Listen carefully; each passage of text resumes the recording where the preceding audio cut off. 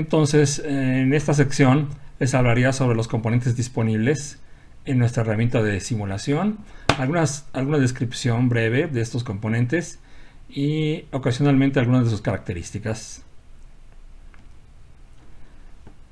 En la herramienta de simulación Tinkercad aparecen algunos de estos elementos que podemos utilizar para hacer nuestras simulaciones. Este sería el complemento de los componentes que tenemos disponibles dentro de la sección componentes básicos en Tinkercad. Para comenzar, hablaremos sobre la resistencia. La resistencia tiene un código de colores que define su valor. El código de colores está definido por 4 franjas, usualmente 4 franjas, donde 3 de ellas, las 3 primeras, nos van a indicar el valor y la cuarta la tolerancia. ¿Cómo se identifica el valor de cada resistencia? Pues se sigue un color. Cada color tiene un código en una escala similar a la del arco iris. El negro corresponde a un valor 0, el café a un valor 1 y así sucesivamente hasta el blanco, que es el valor 9. Ahora bien, tenemos una notación posicional. Las primeras 2 bandas se toman como un dígito. Por ejemplo, en este caso tenemos rojo y rojo. El rojo es 2. Entonces tenemos el dígito 2 y el segundo dígito es 2. La tercera posición, la tercera banda, no se toma como un dígito, sino como un factor de escala, una potencia de 10. En este caso tenemos el color café. El café equivale a un 1, pero como está en la tercera banda, entonces el factor de escala es por 10 a la 1. Entonces esta resistencia, que es de 22 por 10 a la 1, tiene un valor de 220 ohms. Recordemos que este es el símbolo eléctrico de una resistencia y que las resistencias se pueden conectar indistintamente en un sentido u el otro, dado que no tienen polaridad. Y finalmente, bueno, la cuarta banda indica su tolerancia. Normalmente las resistencias comerciales tienen una franja dorada que indica que su tolerancia es del 5%. Quiere decir que la resistencia puede tener un valor, en este caso, de 220 ohms, más menos 5%. En esta diapositiva mostramos los valores comerciales que existen para resistencias con el 5% de tolerancia. Entonces vemos que siguen la procesión 1, 1.2, 1.5, 1.8, 2.2, etcétera, hasta 8.2, y luego van aumentando en factores de 10. Es posible que tengamos resistencias menores a 1 ohm, pero probablemente no las vamos a estar ocupando. En la herramienta de simulación no es necesario que memoricemos el código de colores, pues al actualizar el valor de la resistencia, veremos que se cambia automáticamente las franjas de color. Entonces este es el símbolo de la resistencia en la herramienta de simulación. Y bueno, aquí estamos repitiendo la información sobre el símbolo. Normalmente identificamos las resistencias, casi parece obvio, por la letra R. Su unidad es el ohm y se representa estos ohms con la letra griega omega. Ejemplo, una resistencia igual a 1 kilo ohm, otra resistencia igual a 100 kilo ohms. Para más detalles sobre las unidades y cómo se escriben y representan, pues existe la norma oficial mexicana del Sistema General de Unidades de Medida. Aquí tenemos otros ejemplos, resistencias de 220 ohms. Aquí tendríamos como ejemplo unas resistencias de 1 kilo ohm. Aquí tenemos la primera franja es café, la segunda es negra y la tercera es roja. Entonces café corresponde al número 1, negro corresponde al 0, el rojo corresponde al 2, pero en la tercera franja es un factor de escala por 10 a la 2. Entonces esta resistencia es de 10 por 10 a la 2, es decir, de 1000 ohms, que representamos como 1 kilo ohm.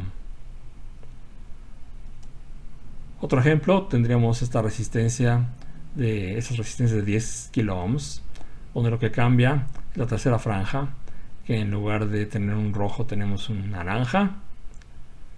Naranja es el número 3 y entonces el factor de escala es por 10 a la 3. Entonces tenemos 10 por 10 a la 3, 10.000, eso serían 10 kilo ohms. Normalmente hay una separación entre las primeras 3 franjas y la última. De esta manera puedo saber en qué sentido leer la secuencia de colores. En este caso no ocurre eso. Tengo que las franjas están prácticamente equidistantes. Entonces la pista que tengo que seguir es que, bueno, esta última franja o esta franja en este extremo es dorada. Y bueno, dorado es un factor de tolerancia y el dorado nunca está en la primera banda. Entonces esto me asegura que esta es la última banda. Y bueno, aquí tenemos otros ejemplos. 4.7 kilo ohms. El amarillo es 4. El violeta es 7.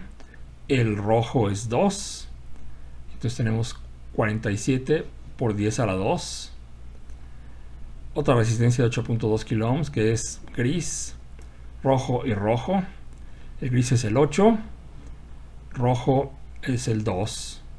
Y entonces tenemos 82 por 10 a la 2. 8200 ohms, que también decimos que es 8.2 kilo ohms. Otros de los elementos con los que podemos trabajar son los LED, Light Emitting Diode, que son dispositivos semiconductores, diodos emisores de luz. Es importante recordar que su conexión lleva polaridad, es decir, tiene una terminal positiva y una terminal negativa. La terminal positiva se denomina ánodo y la terminal negativa se denomina cátodo. Su símbolo eléctrico es este. Es el símbolo de un diodo, que es este triangulito, una barra. Este triangulito o flecha indica en qué sentido va a circular la corriente y también representa que la corriente no circula en el sentido contrario a la flecha. Estas otras flechitas sirven para representar que no es un diodo cualquiera, sino que es un diodo que emite luz. En nuestra herramienta de simulación podemos identificar, además de que aparecen unas etiquetas cuando acercamos el apuntador del mouse. Bueno, esta que está un poco curveada es el ánodo, la positiva, y esta que no está curveada, está recta, es el cátodo o negativo. Observamos que, bueno, tiene una forma cilíndrica, pero este cilindro está como rebanado. Esa muesca indica el cátodo. Esta muesca la podemos ver aquí en esta imagen. Sería el tipo cilíndrico nuestro dispositivo, y aquí tiene como anillo, pero una parte está incompleta. Esta muesca nos va a indicar siempre el cátodo. Otro dispositivo que usamos son los interruptores de presión o push button, que en nuestra herramienta de simulación se llama pulsador. El símbolo eléctrico es este, serían 2 conductores y le gusta decir un interruptor. Cuando lo presiono, esta barrita haría contacto aquí en estos 2 bornes, se cerraría el circuito eléctrico. Es un interruptor que se conoce como normalmente abierto, es decir, si no lo presiono, el circuito está abierto, es decir, funciona como un timbre. Y bueno, aquí el símbolo eléctrico tiene únicamente 2 terminales de conexión, y físicamente los push buttons tienen 4. El detalle de cómo funciona y por qué tiene 4 pines, 4 patitas, lo explicaremos más adelante. Otro elemento es el potenciómetro, que es una resistencia variable. Tiene 3 terminales, es como un control de volumen. Y las terminales las podemos nombrar como A y B, las que están en los extremos. Es un potenciómetro miniatura. Y en este caso aquí observamos que dice 10K, es de 10 kilo ohms. Hay una conexión en medio que es el Whipper o escobilla. Y bueno, la característica es que hay una resistencia entre B y A que es constante, y conforme giremos la escobilla o el vástago del potenciómetro, pues esta posición se va a ir desplazando. Esto lo podemos ver un poco con más detalle en esta imagen. Aquí quiero explicar que el potenciómetro tiene 3 terminales, A, B y W. A y B representan una resistencia constante, pero la resistencia entre A y W y la resistencia entre W y B van a estar cambiando en función de la posición conforme vaya yo girando la escobilla. Sin embargo, la suma de RAW y RWB permanecen constantes y son iguales a la resistencia total.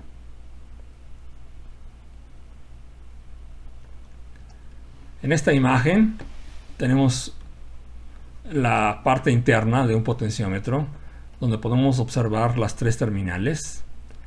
Estos son los extremos, y aquí tenemos el material resistivo. En medio tenemos aquí un material conductor,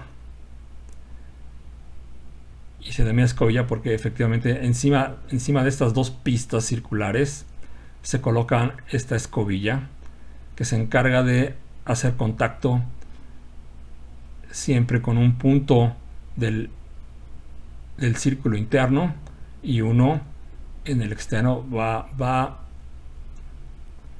girando y van haciendo conexiones en puntos distintos. Esto lo puedo representar de forma gráfica en esta diapositiva. Tenemos el material resistivo que está entre A y B, y luego tenemos el cursor o escobilla que me va a dividir el área resistiva en 2, y yo puedo estar apuntando a diferentes puntos de esta zona resistiva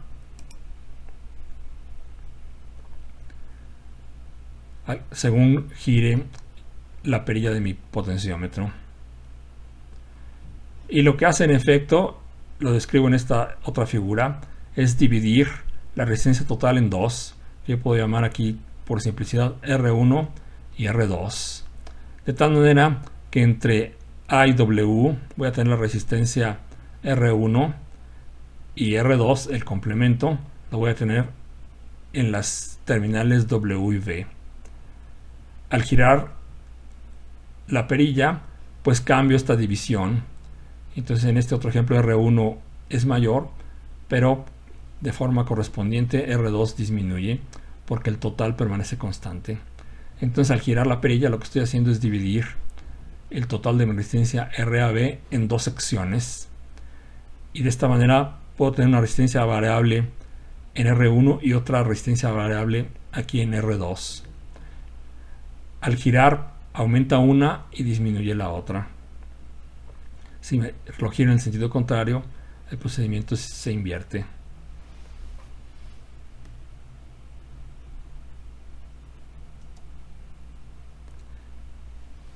¿Esto para qué lo uso? Bueno, si yo alimento con 5 volts los extremos de mi potenciómetro, en un lado coloco 5 volts, en el otro 0, bueno, la escobilla, el cursor o vástago establece una división.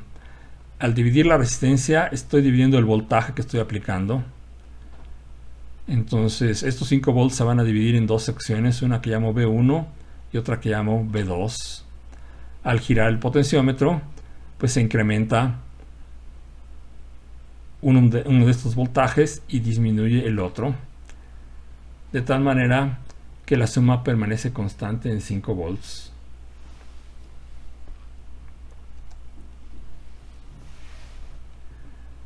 Entonces, usualmente yo tomo de un lado del potenciómetro que está conectado a 0 volts, es decir, lo considero como mi punto de referencia, y nada más tomo la lectura del el voltaje entre el cursor y este lado del potenciómetro. Entonces, al girar el potenciómetro voy aumentando el valor de V1, y entonces tengo un voltaje variable. Estoy variando el voltaje al rotar el potenciómetro. Este voltaje V1 sigue esta ley que tengo acá del lado derecho. V1 es igual a X por 5 volts, donde X es una fracción, es un número entre 0 y 1. X lo puedo representar o interpretar como el porcentaje de giro. Entonces, según el grado de giro que tenga mi potenciómetro, será qué tanto voltaje tengo. Y el voltaje lo puedo variar entonces entre 0 y 5 volts. Siempre voy a tener que el voltaje V1 es una fracción de 5 volts. Bueno, puede ser el entero o 0.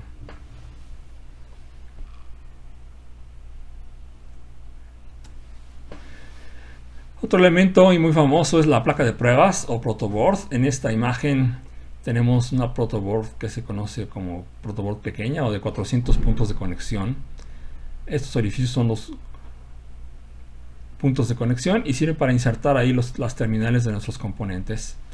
Hay un mapa de conexión que nos permite crear conexiones entre distintos componentes, y básicamente sigue esta idea de que tenemos aquí 5 grupos de 5 orificios interconectados por abajo. Entonces, si yo pongo 2 patitas en esta columna, van a quedar conectadas al mismo punto eléctrico. Y bueno, esto se repite a lo ancho de nuestra tarjeta de prueba. Y esto ocurre para toda la serie de 5 orificios que están dispuestos de forma, en este caso, vertical. Ahora tenemos acá unas áreas laterales que nos sirven normalmente para hacer nuestras conexiones de voltaje y de tierra. Entonces aquí tenemos 30 puntos que están interconectados. Toda esta línea está interconectada y podemos usarla para voltajes positivos. Aquí hay otra segunda fila que está interconectada y podríamos usarla para voltajes negativos, como está representado en la imagen. Aquí tenemos una placa comercial de bajo costo. Y bueno, desde luego está nuestra tarjeta Arduino. Esta es la imagen de nuestra herramienta de simulación. Le dedicaremos un módulo especial a explicar las conexiones de nuestra tarjeta. Aquí es como se ve nuestra tarjeta modelo genérica, ¿sí? En su bolsa nueva antes de ser utilizada. Para poder utilizar necesitamos un cable USB que nos va a permitir darle alimentación y descargarle los programas desde una computadora personal. En nuestro caso vamos a estar ocupando únicamente la herramienta de simulación. Otros elementos que podríamos utilizar son la fotoresistencia, que es una resistencia sensible a la cantidad de luz y es sensible de forma inversamente proporcional. Es decir, mientras más luz hay, menos resistencia tiene. Este es el símbolo eléctrico, el famoso símbolo de resistencia que ya habíamos visto. En este caso está embebido en una circunferencia y tenemos estas dos flechitas que indican que está recibiendo luz. Y por acá, en este lado, está el símbolo de la fotoresistencia en la herramienta de simulación. También se cuenta con LEDs RGB, que son una versión ampliada del LED anterior que les mencioné. En este caso, la RGB viene por las palabras en inglés Red, Green and Blue, es decir, puede generar 3 colores y es el equivalente a 3 LEDs. Y para eso tiene pues 4 patitas. Una para servir como conexión común, en este caso un cátodo común, y las otras 3 para encender cada uno de los LED que están interconstruidos en un solo encapsulado. Un elemento muy utilizado son los sensores de temperatura. En experimentos prácticos con componentes electrónicos, normalmente utilizamos sensores de temperatura como este, el LM35, que se consigue fácilmente en los comercios, pero este no está incluido en la herramienta de simulación. Con la que se cuenta es el sensor de temperatura MP36, que es similar, también es de 3 terminales. Una de las terminales se conecta a 5 volts, la otra a tierra, y la tercera es el voltaje de salida. El voltaje de salida está en función de la temperatura. El LM35 me permite medir temperaturas entre 0 y 100 grados. Y el TMP36 me permite medir temperaturas entre menos 46 y más 125 grados centígrados. Aquí estoy anotando las leyes que sigue el voltaje que genera cada uno de los dispositivos. El LM35 entrega 10 milivolts por cada grado centígrado. Y algo similar ocurre con el TMP36, 10 milivolts por grado centígrado, más 500 milivolts constantes. Estos son gratis y gracias a esto puede generar voltajes que representen temperaturas bajo cero sin producir voltajes negativos. Esto va a ser importante porque la placa Arduino normalmente solo recibe voltajes positivos. Entonces una temperatura negativa que estuviera representada con un voltaje negativo nos produciría algún problema. Ese problema se resuelve con este tipo de dispositivos, dado que pues temperaturas bajo cero siguen siendo representadas con voltajes positivos. Pero bueno, más hablaremos sobre este dispositivo cuando lo utilicemos en alguna práctica. También se cuenta con sensores pasivos infrarrojos, que son como detectores de presencia y movimiento. No hay un símbolo eléctrico específico. Aquí está una imagen del dispositivo físico y del dibujo en la herramienta de simulación.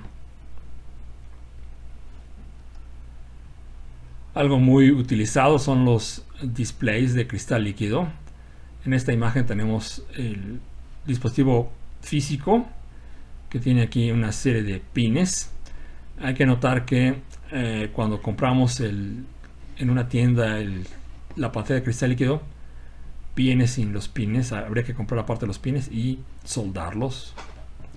Este modelo es un display de 16 caracteres por 2 líneas, es decir, podemos desplegar 16 letras en un primer renglón y otras 16 en un segundo renglón. Existen de otros tamaños, pero este es sumamente común. Y bueno, para hacer nuestras conexiones en caso de experimentos físicos, pues siempre hay que tener a la mano cables. Nuestro juego de cables de conexión que se consiguen bajo este nombre, juego de jumpers macho, y se piden por la longitud, una longitud apropiada, son estos de 20 centímetros.